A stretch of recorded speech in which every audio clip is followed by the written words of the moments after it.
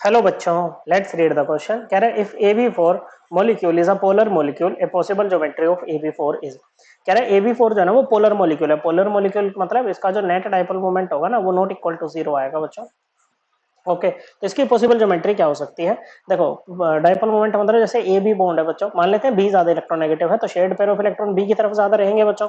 तो इस पे पार्शियल नेगेटिव चार्ज, इस पे partial positive charge, opposite charges separated by some distance, इसी को बोलते हैं डाइपोल। ओके बच्चों, और इसी को मेजर करते हैं डाइपोल मोमेंट से, which is a vector quantity बच्चों।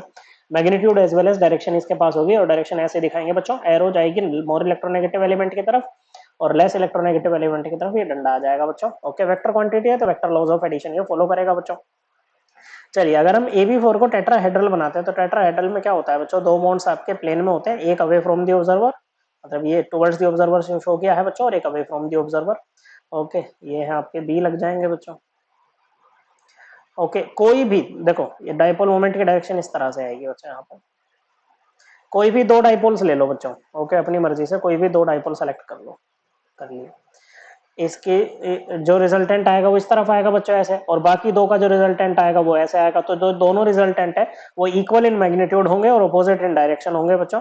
ओके, तो नेट डाइपोल मोमेंट यहाँ पर जीरो आएगा। तो मॉलिक्यूल ओवरऑल नॉन पोलर होगा, हालांकि बॉन्ड्स पोलर है लेकिन मॉलिक्यूल आपका नॉन पोलर ये रहेगा बच्चों। तो ये हमारा आंसर नहीं होगा। रेक्टेंगुलर प्लेनर ये कोई ज्योमेट्री हमारे पास नहीं होती है बच्चों। फिर बात करें क्या ये स्क्वायर पिरामिडल बन सकता है? देखो, स्क्वायर प्लेनर भी अगर बनाए बच्चों, पहले स्क्वायर प्लेनर देख लेते हैं। तो ऐसे होगा बच्चों।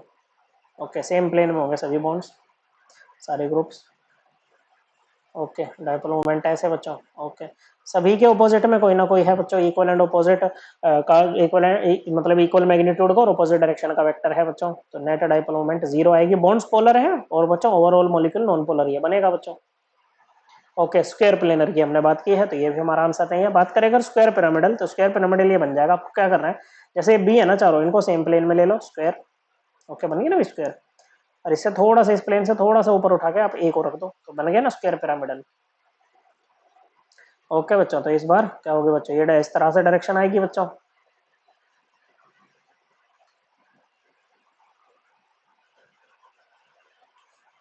ओके, बॉन्ड को अच्छे से बना लेते हैं, देखिए ना, बॉन्ड तो पूरी तरह से बनेंगे ये।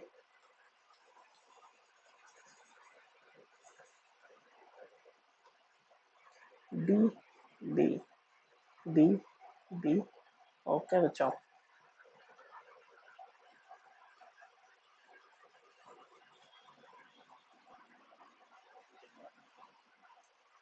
ओके, कुछ जैसे एकदम नीचे की तरफ यहाँ पर इसका रिजल्टेंट आ जाएगा। Net dipole moment not equal to zero है बच्चों, मतलब ये पोलर होगा। ओके, तो मतलब पॉसिबल ज्योमेट्री क्या है AB4 की, यहाँ पर ये है स्क्वायर पिरामिडल। ओके बच्चों, और ये जो डाइपोल मोमेंट का कंसेप्ट है इसको बच्चों हम एनसीईआरटी से रेफर कर सकते हैं, क्लास 11th की एनसीईआरटी, चैप्टर नंबर 4 बच्चों। ओके, पेज नंबर 107 पे हमें ये मिल जाएगा बच्चों। ओके बच्चों, so correct answer option 3। I hope आपको ये एकदम क्लियर हो गया होगा। थैंक यू बच्चों।